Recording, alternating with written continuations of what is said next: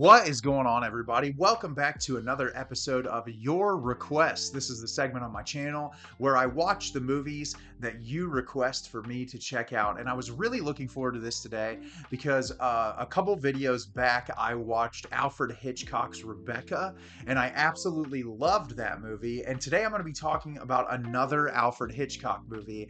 And I can't believe I've never seen this movie before for one particular reason, and that is because it stars Jimmy Stewart, who I absolutely love. Jimmy Stewart is one of my favorite actors of all time. I love Jimmy Stewart's work. I think he was such an incredibly talented and special actor. And every time I revisit his movies, I just absolutely love them. And this is one in Hitchcock's catalog that's really interesting. I feel like over the years, I've heard a ton of different things about this movie and different opinions about it. I knew that it all took place in one confined space, which I know for some people, they just can't deal with watching a movie that just all takes place in one singular location. But I love it because it requires the filmmaker to be incredibly creative in their shot selection, and it also requires really incredible performances from the actors. And I'm really looking forward to discussing the movie Rope with you today. Rope is directed by Alfred Hitchcock. Two young men attempt to prove they committed the perfect murder by hosting a dinner party for the family of a classmate they just strangled to death. So I was really excited to watch this movie. Like I said, I'm a huge fan of Jimmy Stewart, so I knew that he was in it. But other than that, I just knew the simple premise of the film. And this movie was awesome. Similar to all of Hitchcock's work, I just feel like the man was incapable of making a bad movie while he was alive. I know there's movies that are ranked all over the place, but I really liked this movie a lot. And after watching it, I did some research about the filming of this movie because there are a ton of one take, like 10-minute long scenes in this movie that are just so impressive how well choreographed everything is and how no one seems to fumble their lines or do anything wrong. And I just think that there's something so very special about that. And I can't wait to tell you about this movie today. At the beginning of the movie, we are introduced to Brandon and Philip,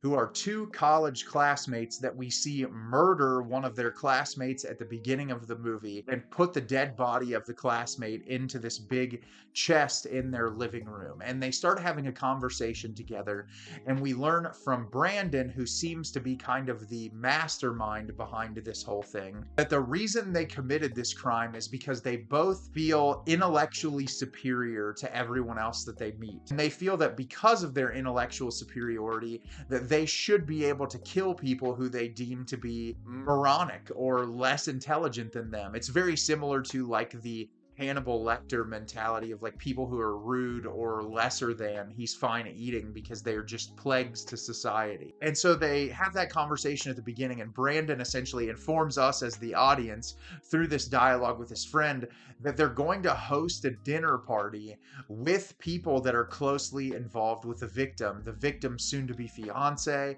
his parents, some other people in the community, and this former, I think he was a professor or a teacher of theirs, Rupert, played by Jimmy Stewart, that they think would be in the same sort of thought process as them, that he understands the same thing as like the intellectual superiority, and that committing murder against people who are less intellectual than you is something that would be fine. And so they host this party, and throughout the party, Philip begins to get more and more nervous, and Rupert, Jimmy Stewart's character, starts paying attention. And the entirety of the film is, can these two men make it through this entire dinner party and not be found out about and sent to jail for a murder that they committed? So this movie, like I said, it's absolutely incredible, and there are a ton of reasons for that. For starters, the performances. Everyone in this movie is absolutely incredible. This is such a dialogue-heavy film,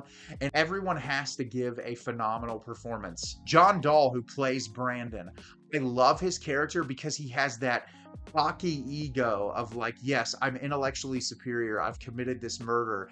And he does not break through the entire night. You can just tell he is so confident in what he has done. He does not feel like there's any chance or shred of hope that anyone will ever discover what these two men have done together. But Farley Granger, who plays Philip, on the other hand, he is very broken up by it. We constantly see him just kind of like pounding down drinks throughout the night. He can't handle the fact that he did this. And so the two men are polar opposites and they have to give very different performances. It's very realistically depicted of the two sides of the coin of someone who could commit something so horrible. Philip's character feels very much like a lot of the sociopaths that we have seen depicted in film over time, and just the completely devoid and stripped of emotion when it comes to committing such a heinous act of violence towards someone. And as far as the character who has been killed, we learn little bits and pieces about him, but for all intents and purposes, they just killed him because they wanted to kill someone. And so that makes the movie even more interesting, that it's just literally an act against a person who they deemed lesser than in some sort of capacity for some reason. Jimmy Stewart, of course, incredible in this movie. I love a lot of the dialogue that he delivers. He gets involved in a conversation about that intellectual superiority in the middle of the film, and it's just really fascinating to see how some of the party members get really uncomfortable about it, and their reaction is just like, how could people ever have like an open discussion about something like this? And it makes the movie a really fascinating watch when it comes to like the morality of that thought process and people who would see something like that as something that's actually feasible. And so it makes the conversations in the movie incredibly fascinating. Also, Joan Chandler, who played Janet, as soon as she came on screen, she was incredible. Like, she just delivered this very compelling performance that just immediately hooked me to the screen. Like, the chemistry she developed with all the actors, it was amazing. And everyone involved, it's just each and every character had such a distinct personality that it made the movie really easy to just kind of immerse yourself into completely and totally. This movie is brilliantly photographed. The cinematography in this is exceptional. We hear a lot in film about one take scenes, and we've seen movies attempt to be shot in one take. And there's something about forcing an audience to watch something play out on screen without cutting. It's just really interesting. It puts you in the moment in a way that's so immersive and different, where, you know, a lot of Marvel movies that are made nowadays, there's just like 100 cuts in the span of like 2 minutes. And you just don't get the time as an audience member to focus on something. To have a movie that requires you to hold your attention for 10-minute scenes until we have a hidden cut where like the camera will go behind someone's back and we know that they're cutting to a new reel of film. It's just incredibly impressive. And I was reading about this online. Hitchcock was so detail oriented with this movie and the amount of time that they had to shoot it. At one point, the camera dolly rolled over one of the cameraman's foot and broke the foot, and he started screaming in pain while they were shooting. And they legitimately gagged the guy and pulled him off the set so that they could continue to get the 10-minute shot. There's a scene where someone went to set a glass down, that the glass was about to fall, and there was literally a stagehand hiding around the corner that caught the glass so that you wouldn't hear it in the audio as it fell on the ground. And it's just so amazing to think that there was so much time and effort and attention to detail in capturing this. And it works out so well because, similarly to Hitchcock's other work, he puts a lot of things in the frame that allude to something that's going to happen later. He's a visual genius. As a director, he was so incredibly attentive to how important the cinematography and the visual presentation and the production design is to creating a totally immersive experience. And that's what I loved about this movie, is like, for being confined in one space for the entire runtime, it doesn't ever get boring or bland. It doesn't ever like pull your interest away. It's just short, simple, and effective, but also has a very incredible, thought-provoking conversation behind it that I just felt like it carried this hour and 20-minute movie along very easily. And this will be a movie that I watch several times in years to come.